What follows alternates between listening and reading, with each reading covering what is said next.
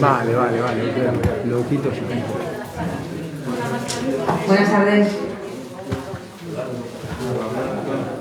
Lo tengo que poner ¿no? Buenas tardes, encantada de saludarles y bienvenidos y bienvenidas todas a esta Casa Baradín, la Casa de la Cultura de la provincia de Alicante y sede del Instituto Alicantino de Cultura Juan Gil Albert, en una nueva entrega, la tercera, de este ciclo Alimentando Lluvias, que además es un ciclo que está generando pues, gran expectación y una muy buena respuesta del público. De hecho, estamos maquinando, ¿verdad, Esther? Sí.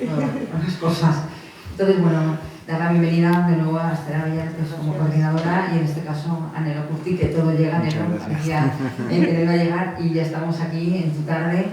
Y nada, les deseo que pasen una tarde maravillosa. Muchas gracias. Muchas gracias. Gracias a ti. Bueno, muchísimas gracias por haber venido. Bueno, no sé si conocéis a Nelo Curti, os voy a hacer una pequeña presentación para los que no lo conozcáis. Nelo nació en Uruguay en el año 1981, pero reside desde el año 1998 en Alicante. Y fundó en 2004 la revista literaria Cuadernos del Tábano, que se publicó trimestralmente durante 6 años. Ahora vamos a hablar de ella. Bajo el concepto de afterpoesía, lleva la poesía a escena, conjugando versos, performance, humor y, como él dice, otros mejunjes. Y bueno, enmarcadas en el mismo proyecto, ha desarrollado varias intervenciones afterpoéticas en diversos espacios públicos, ¿no?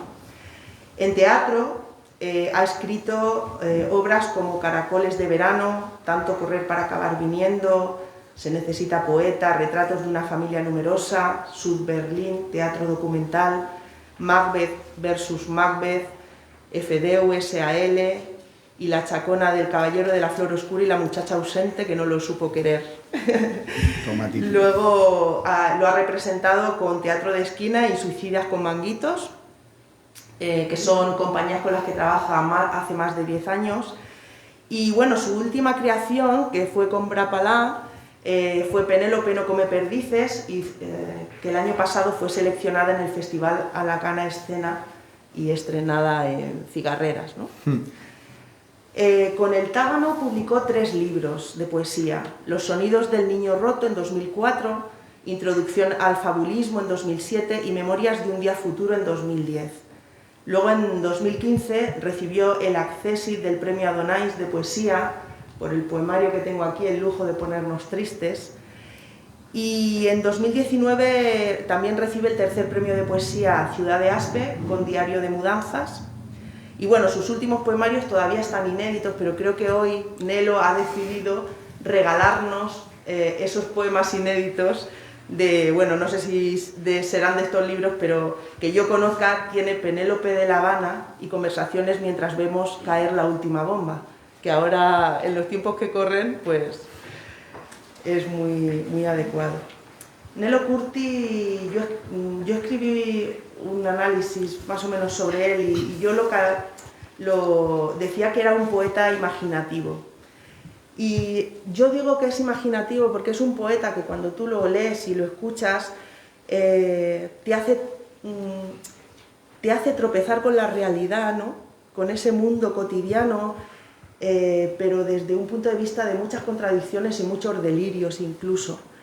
Entonces mezcla pensamientos, imágenes surrealistas y luego los ingredientes de la rutina diaria, la ciudad, la precariedad, la alienación incluso, ¿no? Y los desastres cotidianos pues están muy retratados en su poesía y además te dejan como un regusto ácido. Yo creo que él es muy ingenioso cuando construye los poemas.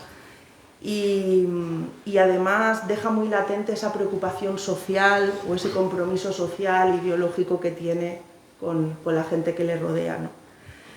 Y bueno, pues Una de las cosas interesantes es que Nelo siempre expande los poemarios y crea muchas sinergias entre otros artistas, que creo que es un punto para mí muy interesante.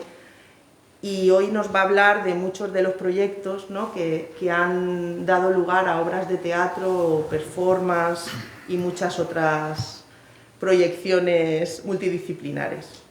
No quiero marearos mucho más con mi introducción porque prefiero que hablemos Nelo y yo y que... Puedes seguir, que me lo estoy creyendo. ¿Sí? ¿Te lo estás creyendo? Bueno, yo prefiero que hablemos todos. Entonces, bueno, ya lo hablamos Nelo y yo, que no queremos que sea una conversación solo a dos, que en cualquier momento, cualquier pregunta o cosa que os surja, podéis participar, no es necesario llegar a un turno de preguntas, sino que desde el primer momento, cualquier cosa que os parezca interesante o os apetezca, podéis preguntarle o lo que queráis. Yo quiero que comencemos hablando del tábano, cómo surge la idea y que nos hables un poquito de esa revista e incluso de esa editorial, porque tú publicaste también libros con el tábano. Bueno, buenas tardes. Primero agradecer, vamos a hacer la parte protocolar, a Esther, a Pilar, a toda la gente acá del Instituto Gil Albert por la invitación y por el buen trato y el recibimiento. Vale, vamos a entrar en materia. A ver, lo del tábano es una larga historia. Yo acá traje una revista, esta es el número 17 que publicamos. A ver, el tábano surge de un grupo de personas. Asistíamos a una tertulia que se realizaba acá en Alicante, estoy hablando, creo que era el año 2001, si no me equivoco, en una tetería que estaba en la calle Maestro Gastambide, ¿no? Y era unos encuentros de lecturas y tal, y entre determinadas personas consideramos un poco de que se iba un poco al autohalago y al aplauso fácil, ¿no? Y queríamos ver de generar un ambiente y unas reuniones donde se incidiera más en la crítica e incluso en la elaboración conjunta de cosas y tal. Entonces ahí empezamos a reunirnos en un piso, ahí en el barrio de Benalúa. Igual se nos fue un poco la mano con la crítica porque salíamos un poco con el ego bastante chungo, malherido de esas reuniones.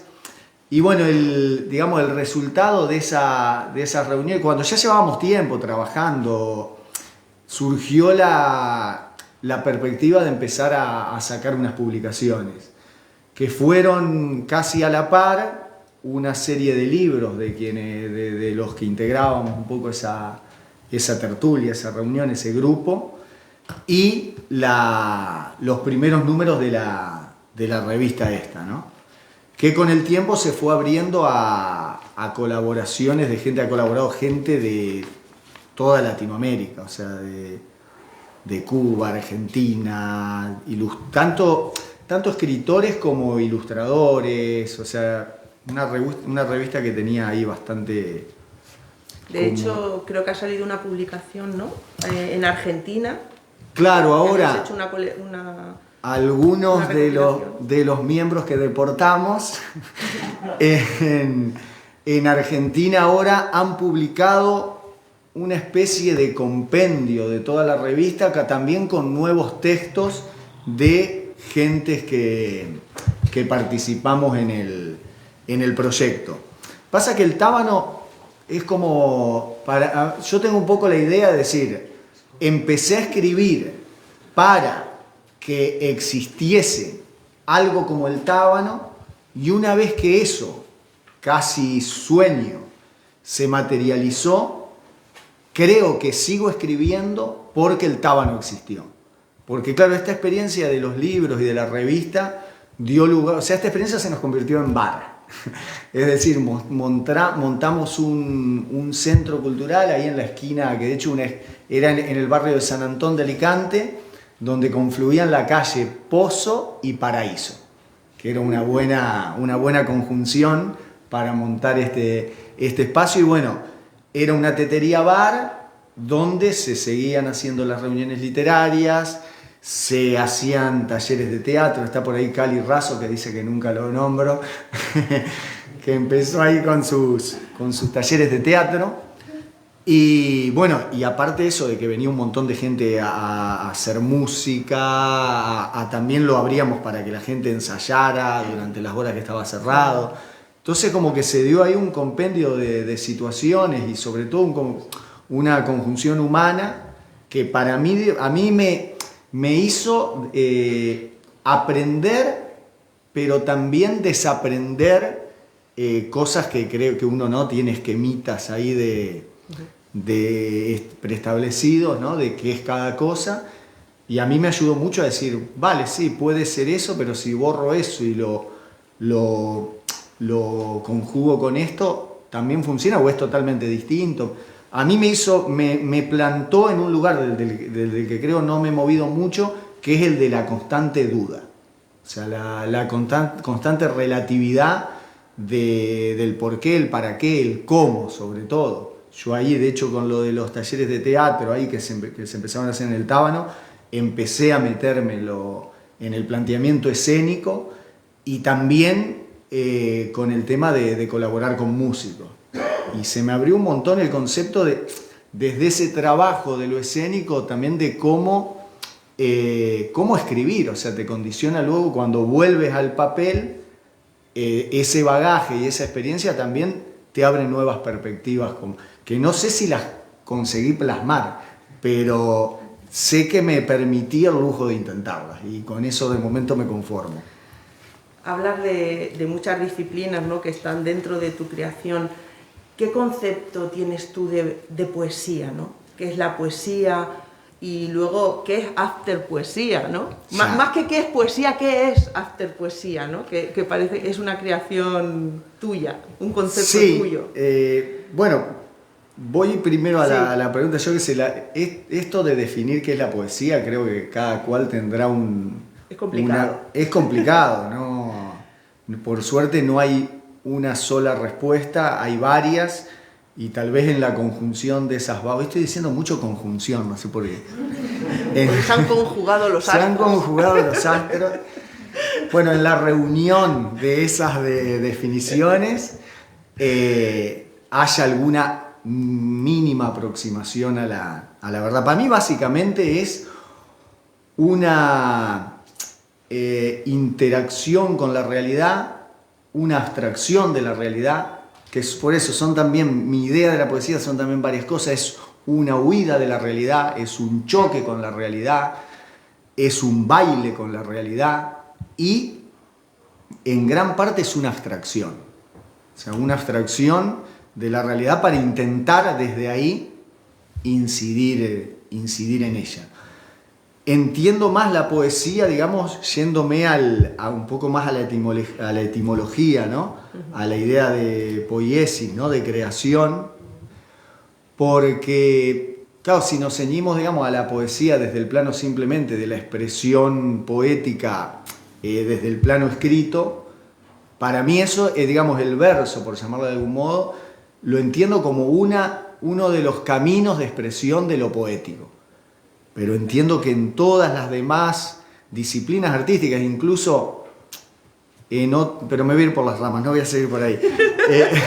Entiendo que en todas las disciplinas... hay una visión poética. Hay una visión poética, claro. Es necesaria que esté. La danza, por ejemplo. Totalmente. ¿No? Y que, como, claro, por supuesto, que es precisamente lo que hace que la poesía sea algo bastante difícil de definir, ¿no? ¿Y after lo de after poesía viene un poco que es un término que a mi padre que está por ahí no le gusta porque no le gustan los anglicismos. A mí tampoco me gustan mucho, pero bueno, a veces hay que ir en contra de uno mismo. Suena bien. Suena bien, ¿eh? Sí. La idea de after poesía primero parte de acercar la creación poética a algo lúdico o divertido, ¿no? Para hacerlo bailar con el humor, con la noche, con la fiesta. No digo de ir a recitar poemas a una discoteca, que no sería mala idea. Igual sales mal, igual acabas peor que el humorista de Will Smith. Pero Pero no, sí, sacarlo un poco de del plano, digamos, del papel y llevarlo. Yo trabajé mucho en bares, en calle he podido hacer experiencias a través de esto, de darle como un toque más fresco. He trabajado con músicos que hacían música electrónica, llevarlo a otros planos. Bien, va un poco también relacionado con, sí, ahí ciñéndome a la definición de la expresión poética como el trabajo escrito, literario, de lo que está después de ese proceso, ¿no? De ese proceso de escritura. O sea, ir un poco más allá, que a mí me ha servido para plantearme acciones. Hablabas antes un poco del interés por lo social. Yo he desarrollado algunas acciones de carácter ecologista, de carácter reivindicativo. Me acuerdo que hace un tiempo hice una con el tema de la transfobia, cuando lo de los autobuses, esto de hazte oír, creo que eran, que por suerte ya no nos acordamos muy bien de cómo se llamaban. Me lleva también a eso, a buscar otras acciones y otra manera de incidir en la realidad que va un poco por fuera de la lógica o los parámetros convencionales con los que solemos interpretar, por lo general, nuestras acciones cotidianas. Claro, porque en tu poesía también hay esa parte reivindicativa, o sea, tiene una utilidad social tu parte poética. Recuerdo una de las acciones, por ejemplo, la de los socavones de la calle Moncada, que no sé si alguno de vosotros lo siguió por internet, pero yo sí era asidua a los episodios de la calle Moncada. Y es una reivindicación al ayuntamiento por los socavones que había en la calle, y ellos hicieron una serie de vídeos y era era una acción arriesgada incluso a que la situación a que te detuvieran o algo así. Sí. Yo vivo en la zona norte, en Virgen del Remedio, en la calle de Moncada, y bueno, había unos socavones que eran prácticamente unos cráteres más que unos socavones, porque veías por debajo del asfalto ahí algún lugar misterioso que igual comunicaba con otro parámetro de la realidad. Y claro, y llevaban años ahí, no hacían nada, las asociaciones de vecinos mandaban cartas al ayuntamiento. Entonces dije, bueno, si por ese procedimiento, digamos, lógico y convencional de presentar un escrito no funciona, vamos a intentarlo por el lado poético delirante, que tú usaste la palabra delirante. Entonces hice varias acciones. La primera fue ponerle una cartela a cada socavón anunciado como que eran una obra de arte hecha por el Ayuntamiento de Alicante, y pegué carteles por todo el centro de la ciudad invitando a los turistas a visitar los socavones de la calle Moncada. Entonces estaba el socavón número 1, autor, Ayuntamiento de Alicante, No hicieron caso, creo que nunca hicieron caso, que los arreglaron por otro motivo, pero bueno. Luego la siguiente fue ir al ayuntamiento a intentar entregarle o al concejal de urbanismo o al alcalde una caja donde había un poco de grava, un poco de cemento, un poco de arena y las instrucciones escritas de cómo hacer el hormigón y una palita y un cubito de juguete. Entonces me presenté, bueno, los vídeos están en YouTube porque está todo grabado, fui con la caja, intenté entrar al ayuntamiento, me echaron. Al final lo presenté en registro y me dicen, bueno, la hoja te la acepto, pero la caja no, la tengo todavía ahí en mi casa. Y la última fue, bueno, tengo acá uno de los vídeos, pero no sé si vale la pena ponerlo. ¿Sí? Bueno, vale, ahora lo pongo. Bueno, mira, y justo es de la última, venga, va, lo pongo. Está un poco en código humor, pero bueno, a ver que me apañe yo acá. Acá es donde todo falla. Vale, es este que si veis ahí en chiquitito es el que todo queréis ver. Bueno, este es la tercera acción. El volumen. Ya no sabemos qué hacer. Hemos entregado al alcalde las instrucciones para fabricar el hormigón, invitando a los turistas a visitar los socavones, pero no hemos obtenido respuesta. Ni una carta, ni una llamada. Y bueno, ese es el alcalde. Dígame. Diga. No. Dígame. Vamos, dime. En la universidad estudiando ¿Navidad?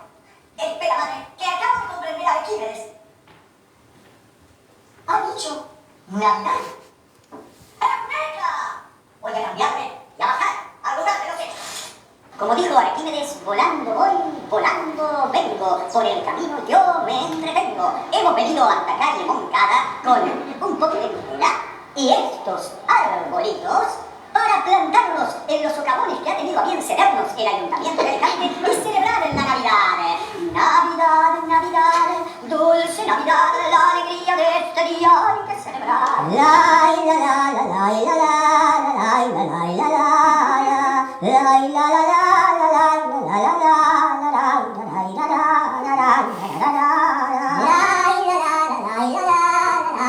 Un bailecito ahí.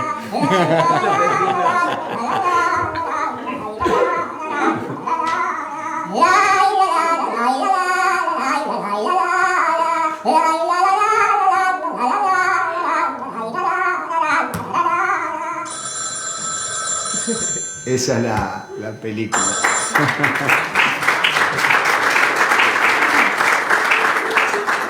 Están ahí en YouTube, están todos puestos ahí. De hecho hice una compilación de los tres cuando por fin los repararon. Mirá, voy a poner para que vean dos estéticas totalmente distintas. Voy a poner, hay uno que hice de temática más, totalmente ecologista, digamos.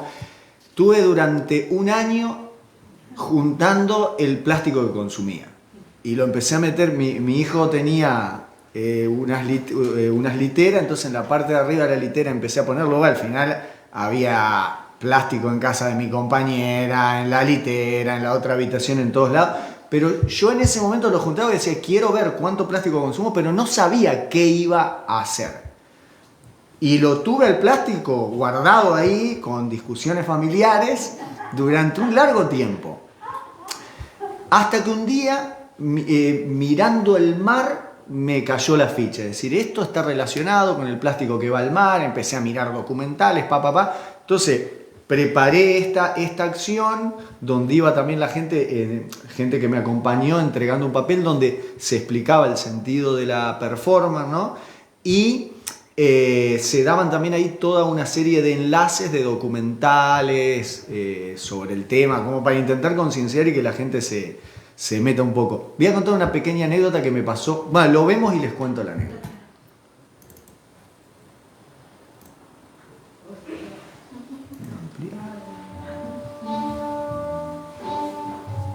La música esta iba sonando durante la caminata que vais a ver ahora con un altavoz, o sea que le daba un... La performance afterpoética que proponemos es una suerte de vía crucis, donde un ser humano entona un mea culpa, cargando, arrastrando por la orilla del mar el plástico que ha consumido a lo largo de un año.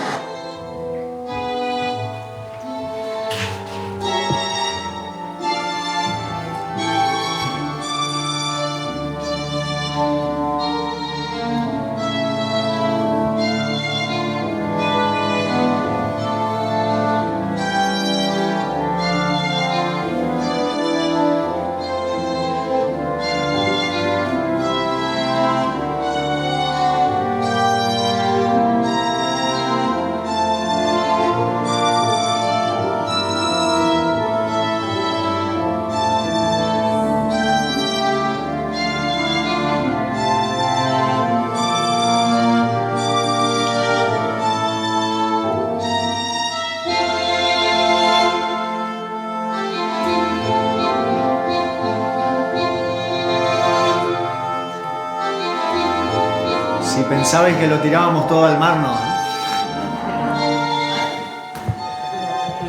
Vale, esa fue era la acción.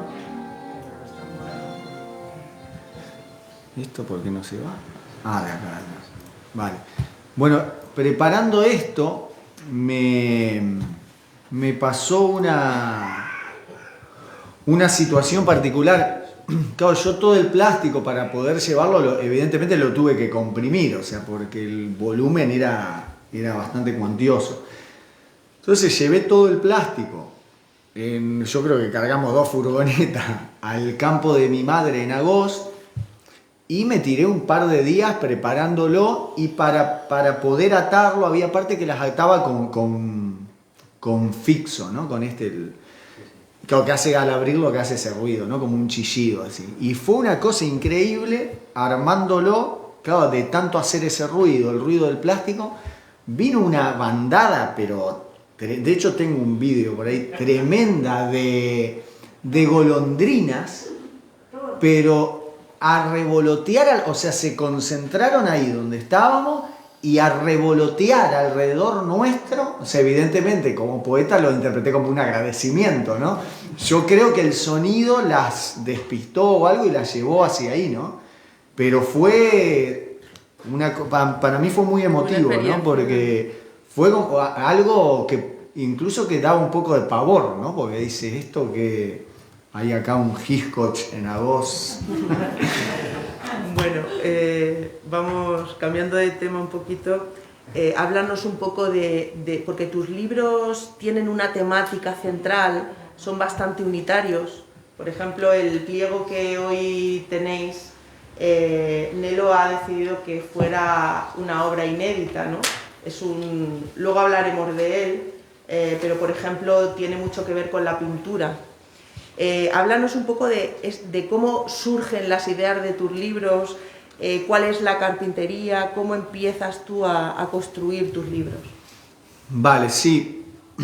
A mí me pasa que los libros, no suelo escribir mucha poesía así suelta, digamos, no digo que no escriba, pero no lo hago mucho. A veces incluso con ocasión sí de algún evento, alguna actividad puedo ponerme, pero no, que tampoco sería el caso. En realidad no es que vaya a escribir, como que siempre me surge o el libro por tema, por una unidad temática o por una unidad de estilo. Por ejemplo, yo hoy traje acá impresos, la mayor parte de mi obra está inédita, y por ejemplo La doble huella es un libro que escribí, de ahí el título, ¿no? Lo escribí entre Latinoamérica y Europa. Entonces está la primera huella, que es de temática latinoamericana, poemas escritos en Latinoamérica con temas de allá.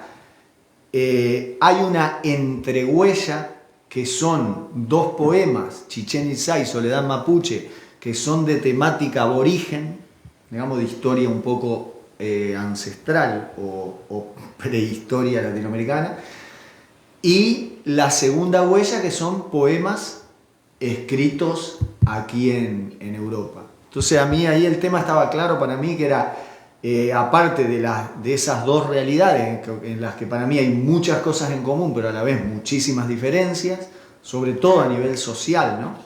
Tal vez en lo humano no la note tanto, digamos, en la interacción, ¿no? Noto que ahí estamos mucho más cerca, y como siempre desde arriba la política es la que marca, da la notita y marca nuestras diferencias. Entonces ese libro, por ejemplo, fue temático, y el estilo sí que se dejó condicionar un poco por el contenido. Pero luego, por ejemplo, el de Penélope que decías tú, que ese todavía lo tengo a medias, Penélope de La Habana, ese libro evidentemente es temático, pero a la vez yo me planteé varias formas estilísticas de abordar ese tema, ¿no? Hay textos en prosa, frases que se van multiplicando a lo largo del libro, como que van creciendo a medida que avanza el libro. Y luego hay otros libros, hay uno que, a ver si me acuerdo del título, ahora les cuento cómo surgió el título. Se llama Naranja o Marrón, Marrón Sucio, Marrón Tirando a Rojo. Ese libro, por ejemplo, está marcado por una cuestión de estilo. Quería escribir unos poemas dentro de una sonoridad y trabajé en ese libro. El título viene porque yo he trabajado mucho en calle con marionetas. He trabajado en plazas, parques y también en semáforos. Y este libro lo escribí en una época en que estaba trabajando mucho en los semáforos. Y a mi amigo Pedro, que está por ahí, una vez estando en el semáforo, dije, lo veía tan recién y digo, él es pintor, y le pregunté, ¿qué color queda si mezclo los colores del semáforo, ¿no? El rojo, el amarillo y el verde. Y su respuesta fue naranja, marrón, y le dije, es el título, ya está, ¿no? Queda largo, pero bien. No sé si léenos alguno, ¿no? Yo creo que ya... Vale, mira, voy a leer algo del primero que mencioné, que lo escribí en el 2006, de La doble huella, ¿vale? Mira, voy a leer un poema de la primera huella, digamos, que es de tema latinoamericano, por llamarle de algún modo, ¿no? Y luego uno de acá, está muy basado en gente que yo he ido conociendo en esos periplos y en ese viaje, en concreto en Cuba. A Ofelia le brotaron, a veces solos, a veces dos, le salieron como sin querer, unos vivos, otros no, fluviales, y de algunos no se dio ni cuenta. Mujer semilla, pechos surcos, ombligo abierto hacia las ropas que el día pierde en la luna. No preguntes, no busques saber más que su cara casi rota, no seas quien asalta con un sonido de alambre el zaguán de los silencios, donde en sueños su Dios la recupera y parece agradecerle. Ofelia dormida, Ofelia caudal, se le fugó la leche por la sierra, se le fueron los brotes mar afuera y por las lomas, ya no quiere despertarse, dejó lo que tenía y algo más. Tal vez su Dios mañana se dé cuenta y exista para ella, solitario amante, esperándola en las puertas de la noche. Esa es una mujer que conocí en un viaje por Cuba que tenía, bueno, como más o menos relata el poema, muchísimos hijos y me hablaba con un amor. Sentí que esa mujer se sentía madre de la humanidad. Tuve esa sensación. Creo que no era desacertada. Vale, y es de la segunda huella. París es un río que se mueve. No digo que escape ni retorne, no más que fluye a ambos lados de otro río de agua oscura y puentes en la niebla. Ciertos días la historia solo atiende por la tarde y los barrios amanecen con olor a ropa sucia y reflejos de cartón. Es la hora en que todo se revuelve y el tipo que rompió los calendarios deja mirarse por la prisa, cuando las pisadas picotean el cielo de los charcos. Hay un punto de luz en el río, un agujero en medio de los ruidos negros del agua. Parece el único lugar donde el río corre. Lo otro es duda, invención, coordenadas sueltas del sonido. La luz flota, desvistiendo un renglón de viaje. Los ojos quieren irse, el cuerpo se estanca. Hay un punto de río en la luz que solo alumbra cuando el agua la moja. Lo demás es mentira, ilusión, trampas certeras de la sombra. Vale, esa es una pequeña...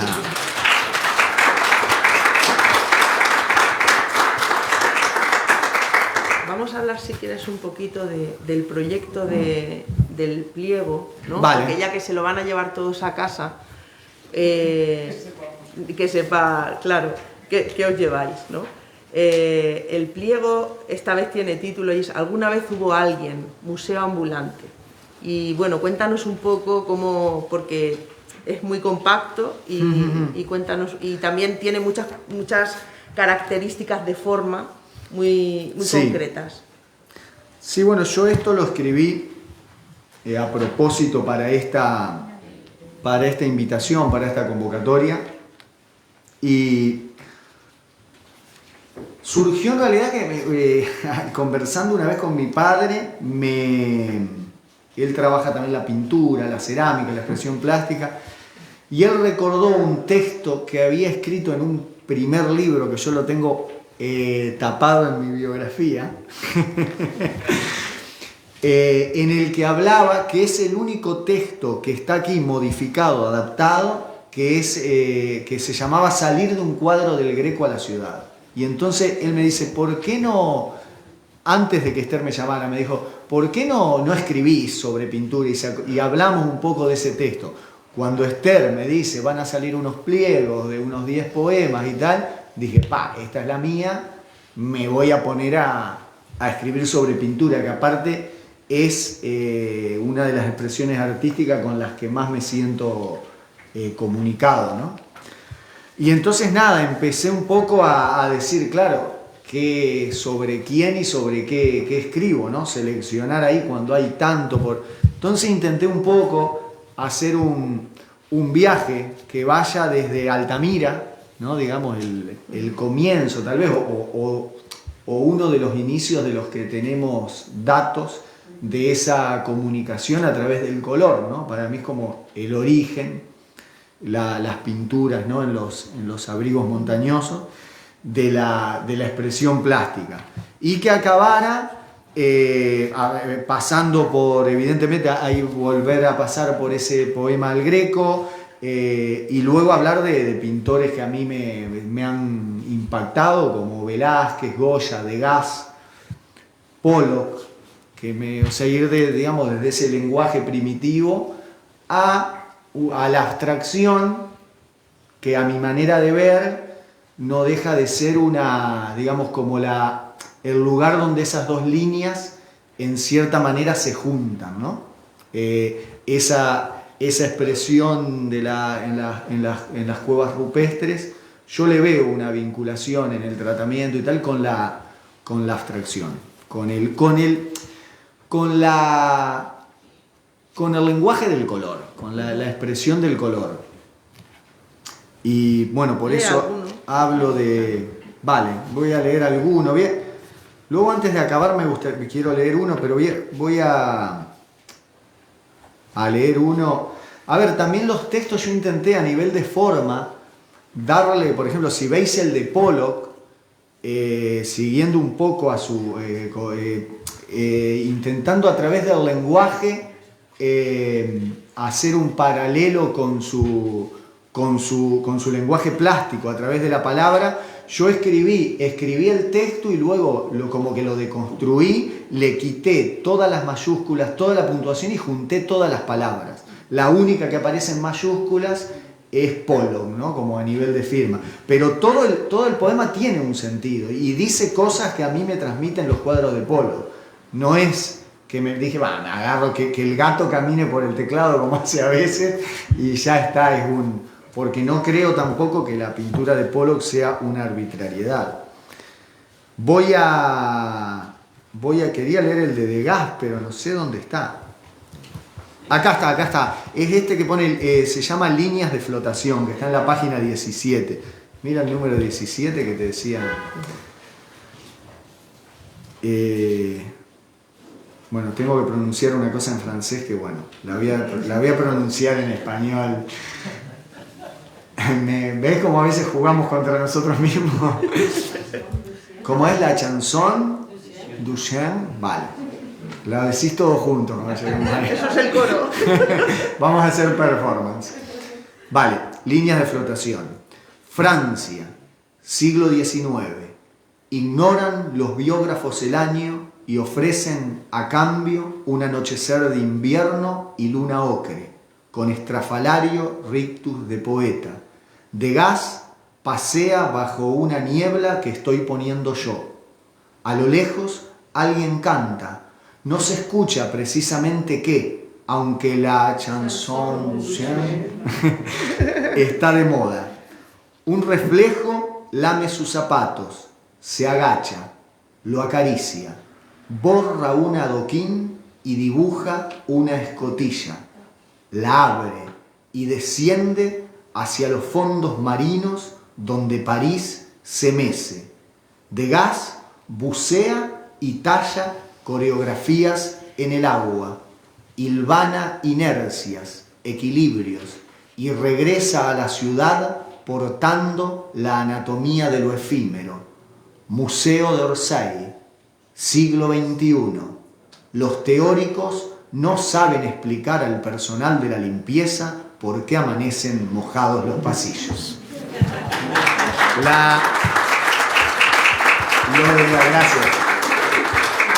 Lo de la famosa chanson Lucien es porque hay un cuadro de Degas que retrata a una mujer que hizo famosa esa canción en un bar de París durante la época en la que Degas vagaba por las calles parisinas. Luego, por ejemplo, volviendo... ¿Alguien quería decir? ¿Cómo? Canción, exactamente.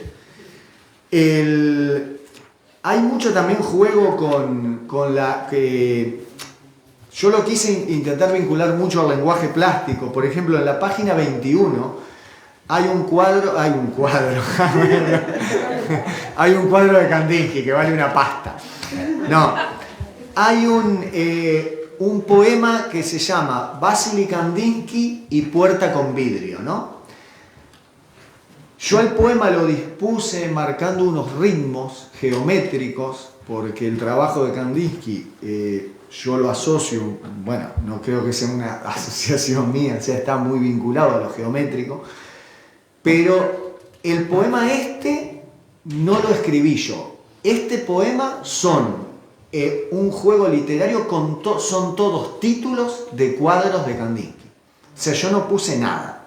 Busqué ritmos poéticos con títulos de cuadros de Kandinsky. O sea que el poema es una colaboración mía con Kandinsky.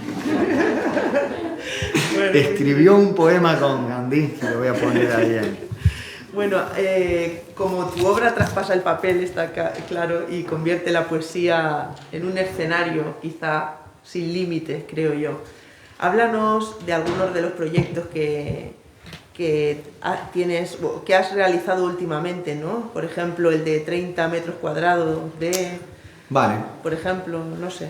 Claro, el de 30 metros cuadrados es un proyecto que surgió en nuestro querido confinamiento.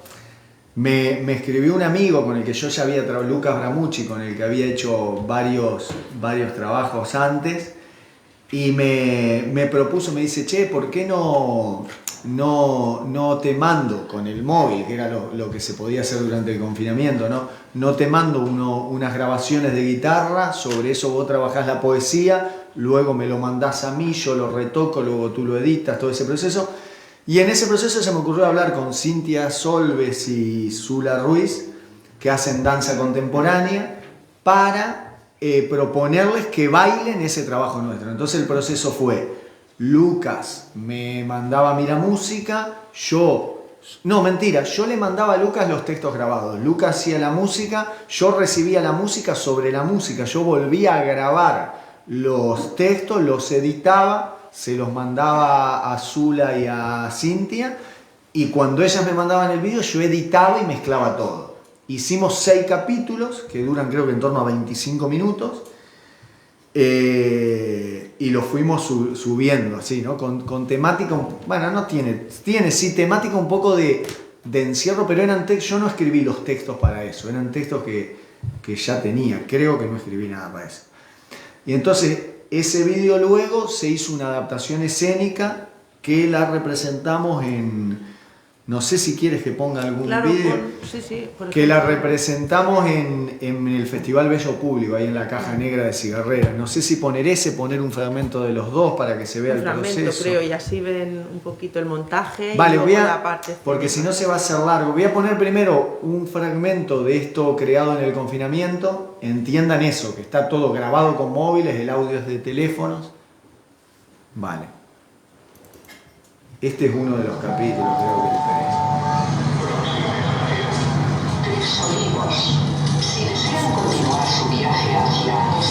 3. Lugares públicos como las pirámides de Egipto fueron desinfectadas para reducir el riesgo de infección. Mali enfrenta retos en todos los frentes. Batalla para controlar el conflicto yihadista y reportó su primer caso de COVID-19.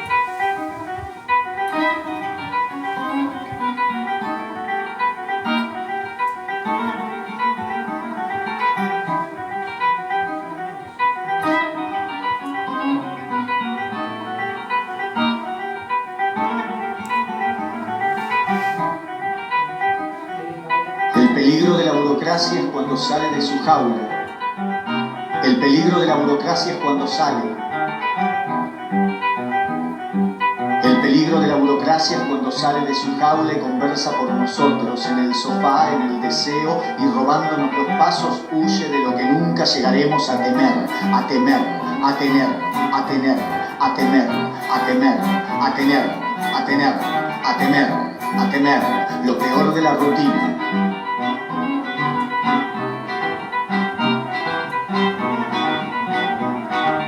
Lo peor de la rutina es cuando ocupa, lo peor de la rutina, lo peor de la rutina, lo peor de la rutina es cuando escapa de su lunes. Lo peor de la rutina es cuando escapa de su lunes y concierta nuestra agenda. Lo peor de la rutina es cuando escapa de su lunes y concierta nuestra agenda, citas que tuvimos. El año pasado, el año pasado, el año pasado, lo peor de la rutina, el año pasado, escapa de su lunes, el año pasado, escapa de su lunes, el año pasado, nuestra agenda, el año pasado, lo peor de la rutina, el peligro de la burocracia, lo peor de la rutina, el peligro de la burocracia.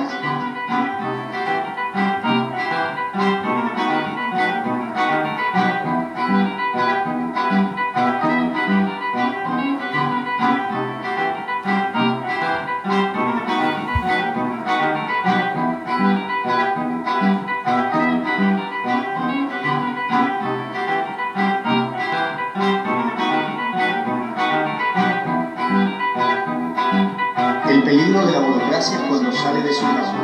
El peligro de la burocracia es cuando sale de su jaula. El peligro de la burocracia es cuando sale de su jaula por nosotros. El peligro de la burocracia es cuando sale en el deseo. El peligro de la burocracia es cuando sale de su jaula y conversa por nosotros. Y conversa en el deseo. Y conversa en el sofá. El peligro de la burocracia en el deseo. Sale de su jaula y conversa por el sofá. En el deseo, en el sofá. En el deseo, en el sofá. En el deseo, en el sofá. En el deseo. Paso suyo, el peligro de la burocracia sale de su jaula y conversa por nosotros, paso huye en el deseo, y robando llegaremos a tener, si robamos a tener, llegaremos a tener, nunca llegaremos a tener, de lo que nunca llegaremos a tener, lo peor de la vida, a tener de su, a tener, lo peor de la rutina de su, lo peor de la rutina es cuando acaba de su, lo peor de la rutina es cuando acaba de su lunes es conservando, lo peor de la rutina es cuando escapa, lo peor de la rutina es cuando se acaba de su iglesia, ciertas de tu agenda, lo peor de la rutina es cuando acaba de la rutina es cuando se acaba de su iglesia y ciertas de tu agenda, citas que tuvimos el año pasado, el año pasado.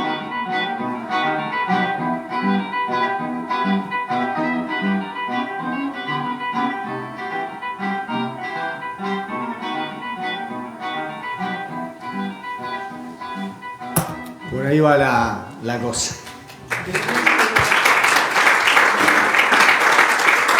No sé cómo vamos de hora. Bueno, y aparte luego hiciste una versión escénica, ¿no? Si quieren la vezco, hay un vídeo cortito de ese. Bueno, lo voy a poner. Sí, veo que no me quieren escuchar más.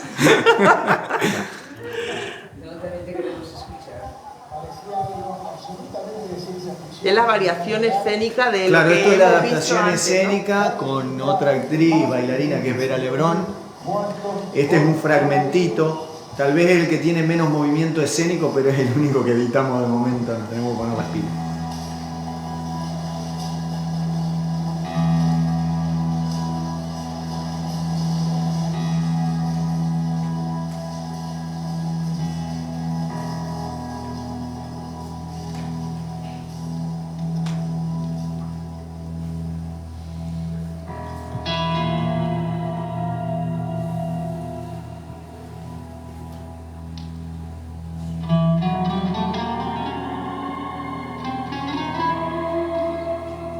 Lluvia en las ventanas, una boca, tal vez tuya. Ahora ya no sé. Anochecer, luces tempranas, trompetas huyendo de algún disco.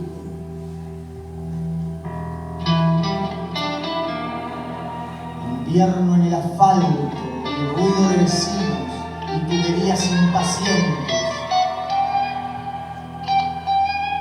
Tal vez fue así, y cayeron esas gotas, y con todo lo demás vino tu cuerpo. No lo recuerdo. Miro las ventanas y parecen haber estado siempre secas.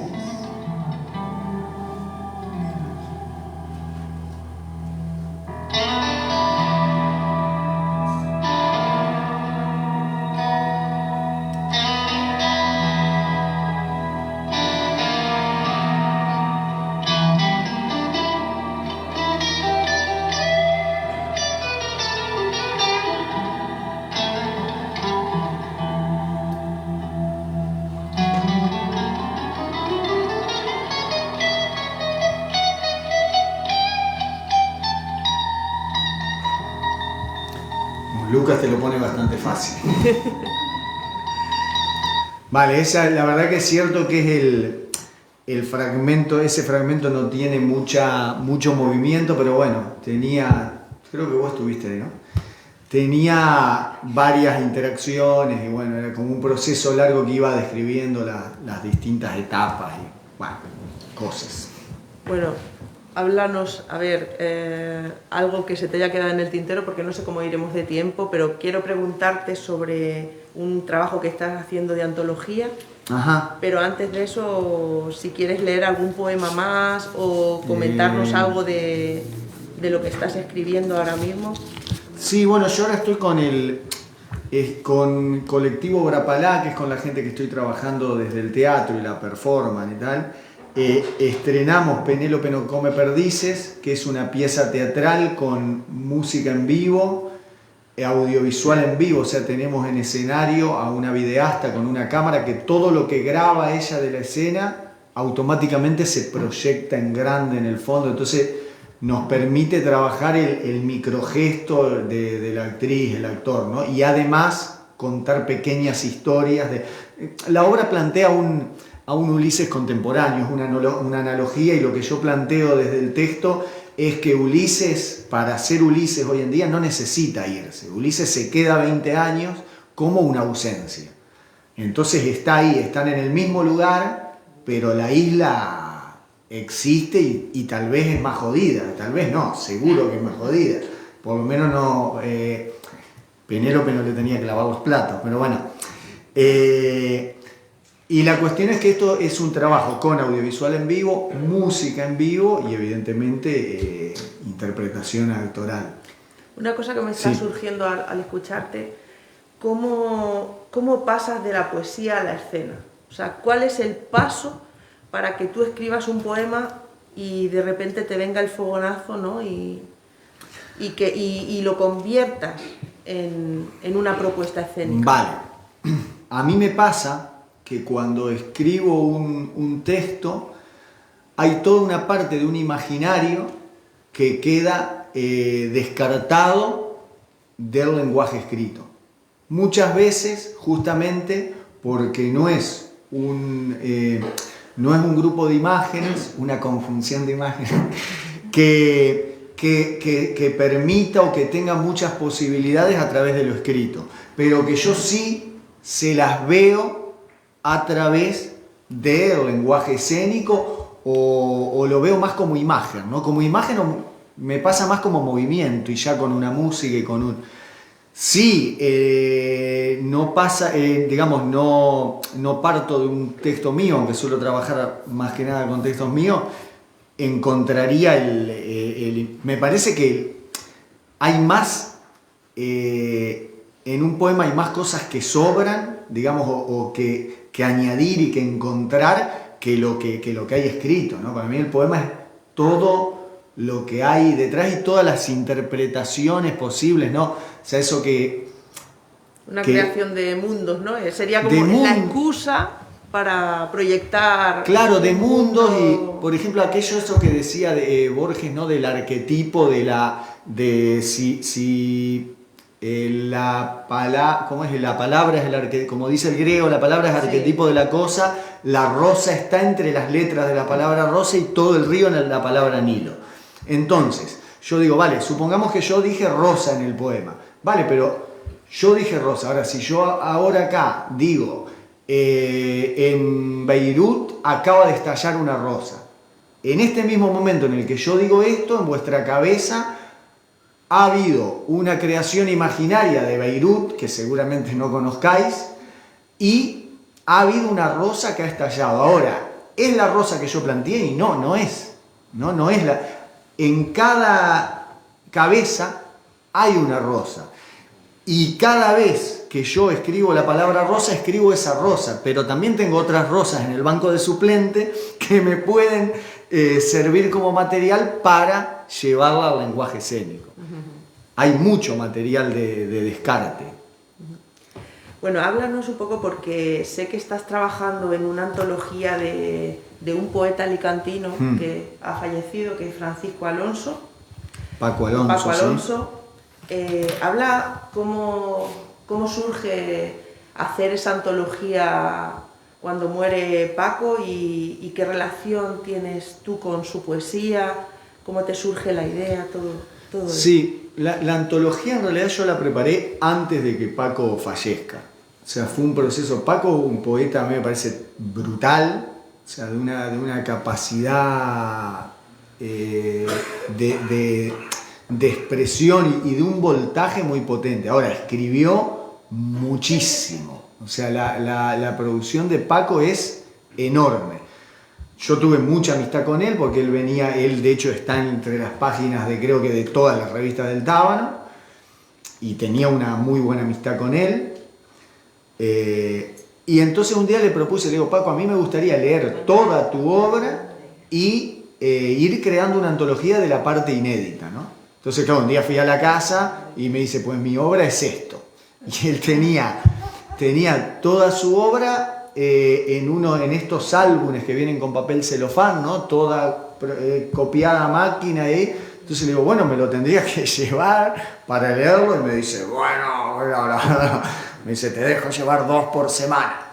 Y entonces empezamos un largo proceso en el que yo iba cada semana, entregaba los 2 volúmenes de la semana anterior, comentaba con él la selección que había hecho, consensuábamos esto sí, esto no, o sea que fue un trabajo un poco no, conjunto. Y me llevaba otros 2 volúmenes y el proceso va. La cuestión es que eso se iba a publicar en el Tábano, y justo cuando la tuve más o menos terminada es que en el Tábano dejamos de publicar. Y ahí se quedó la antología, y ahora le he comentado acá a Juanjo de Eléctrico Romance y estamos en el intento de intentar sacarla adelante. Se llama Palabra de Barro.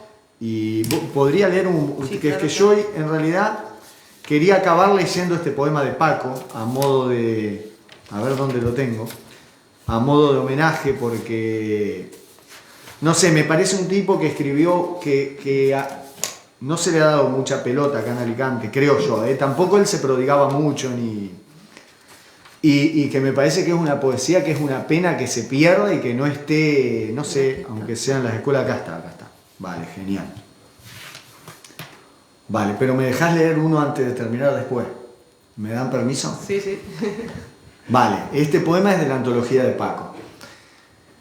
Era cuando agonizaban los corderos en la noche sin dientes, cuando el jabón de afeitar aprendió a subir por las paredes y las niñas eran como hormigas o como moscas trémulas.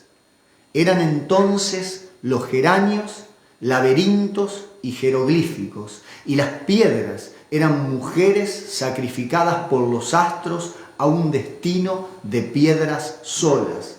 Era por entonces cuando estaba cansado de ser un hombre con su traje o una palabra con corbata, de ser un sí cuya ceniza conocen los pavos reales, los camaleones, los lagartos, los simples insectos tal vez saben que tengo el corazón herido.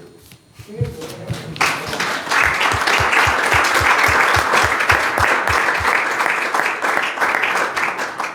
pues al otro poema. Vale, vamos al del cierre. ¿No se os ocurre ninguna... ¿No queréis preguntarle algo? Preguntas, bofetadas. Nada. Hombre, sí, no nos vamos a ir sin oír algún poema del lujo de ponernos tristes. Bueno, vale. Bueno, mira... A ver. Ah, sí, Sí, le adelante. quería preguntar sobre Paco. También tenía prosa, ¿verdad? Tenía cuentos, ¿verdad? Sí, sí, lo que pasa sinceramente a mí es la parte de su creación que menos me parece que partía más como de patrones, veía una peculiaridad muchísimo mayor en su creación poética. Sí, yo no sé si en el Tábano llegamos a publicar cuentos de él, precisamente porque considerábamos todos, creo que él también, que su fuerte estaba en el verso, ¿no? Pero sí que escribía cuentos y le metía empeño. Y leía mucho. Me acuerdo que cuando leí La Regenta le dije, Paco, a mí este libro me encantó. Lo leyó y vino a la reunión al viernes siguiente y me dice, pues me lo leí, a mí la verdad es que estas historias... Y le digo, tío, y le empecé a argumentar por qué. Vino a la semana siguiente y me dijo que la había vuelto a leer y que ahora le había gustado un poco más. O sea, era capaz de leerse 2 veces La Regenta en 15 días, ¿no? Bueno, ha habido petición de que nos leas algo del premio de la tesis de Adonai. Vale. El lujo de ponernos tristes. Que ahí yo con tengo- José Luis compartimos colección, ¿no? ¿A dónde vas a barco? Zarpa de mis cejas, ¿vale? Vale. Ah, mira, a mí ese poema Me pasó una cosa muy Al divertida contrario. con este libro es un tesoro, porque lo compré por Iberlibro, ¿no? Lo compré por internet de segunda mano porque no encontraba ningún ejemplar suyo. Y ¿cuál fue mi gran sorpresa? Que cuando me llega el libro estaba absolutamente lleno de anotaciones, subrayados, vamos, es un análisis bestial Sí. de la poesía de Nelo. De hecho, le pedí, por favor, escaneámelo Se lo y escaneé, mandámelo, se porque lo este pasé. tipo sabe de mi poesía más que yo. Totalmente. ¿Qué? Es que, de verdad, que impresionante todas las anotaciones, un estudio... No lleva dedicatoria, no. No lleva. No sabemos No quién. sabemos de quién es, pero desde luego es increíble porque está todo tremendo. Me pasó con el tema del libro de segunda mano, me pasó con el de los sonidos del niño roto que publicamos en el Tábano. Yo la portada puse el primer dibujo que hizo mi hijo, o sea, era un garabato. Y mi intención era justamente que se viera como un rayajo en la portada.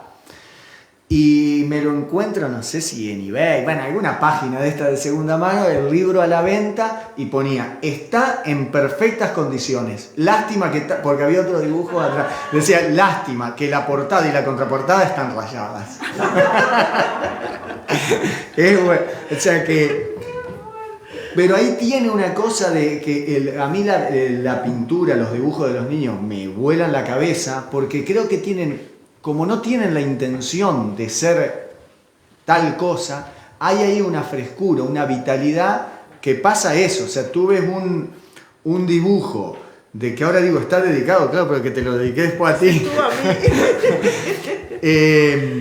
Que parece que la pintura, los dibujos de los niños a mí siempre me parece que están recién hechos. Decía Olga Orozco, ahora a mí la infancia es un tema que me mueve mucho, decía, por entonces tenía 5 años, como siempre. Y me encanta ese. Olga Orozco es una poeta argentina que es muy... Vale, bueno, voy con que es el poema que abre además el libro. ¿A dónde va ese barco que zarpa de mis cejas, húmedo, celeste, ansioso por la tarde abatida en mis papeles, sátiro, violento, enemigo de las frases que dispongo contra el tiempo y los asientos imantados, que busca por mi casa, pasajero ingrato de su ombligo, salpicando capitanes, cetros, puertos que palpitan a orillas de mi vértigo y supuran peces oxidados. ¿Qué piensa ese barco encallado en mi entrecejo, herido, anciano, idea, devorado por gaviotas?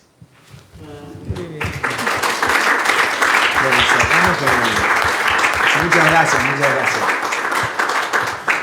Quiero el cuadernillo el pliego, se lo dediqué a mi padre, que es por quien entre mucha herencia maravillosa he heredado también ese amor y ese vínculo con la pintura.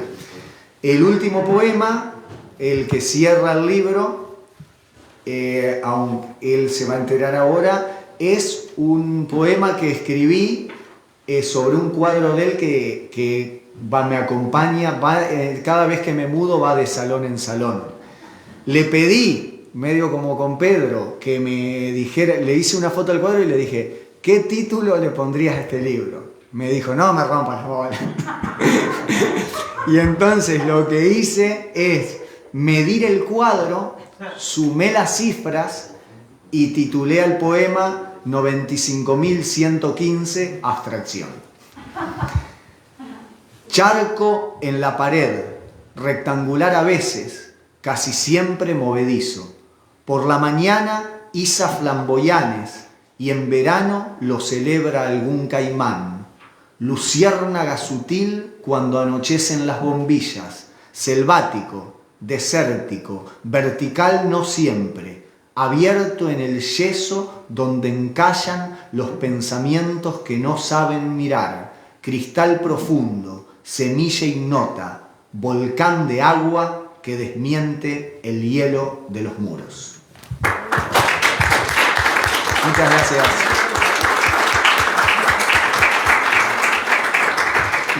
Bueno, pues nada, muchísimas gracias, Nelo. No, gracias. Si queréis que os firme Nelo el pliego, pues ahora es la oportunidad. La próxima cita la tendremos, vamos a descansar abril, que viene toda la Semana Santa, y la próxima cita es en mayo. En mayo vamos a hacer doblete y nos desplazamos con la escritora Mercè Climent a Alcoy y después tendremos aquí a Manuel Valero el 12 y el 19 de mayo. Así que si os apetece venir a Alcoy estaremos encantados de que vengáis y si no, pues ojalá nos acompañéis el día 19 con Manuel Valero, que además tiene obra nueva y será muy interesante. Muchísimas gracias. Gracias.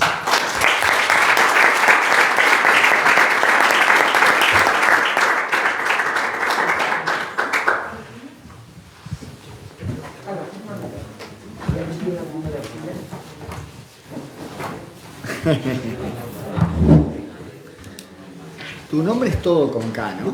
Siempre tengo... No, la segunda, todo con K. Es que siempre tengo esa duda. Lo de Carmenca... Yo lo digo siempre a opción del... Ah, porque en mi cabeza es como C la primera y la... Ahí estamos, mucha gente, o sea... Muy bien, uno pone muy lo que dinámico. quiere y me parece bien. Muy bien. Gracias, José Luis. Por favor. No muchas gracias. iba sin reloj, yo digo, no sé, como estamos aquí nos podemos enrollar todo lo que haga falta, pero... No, muy bien, y mezclar imágenes y todo eso. Sí.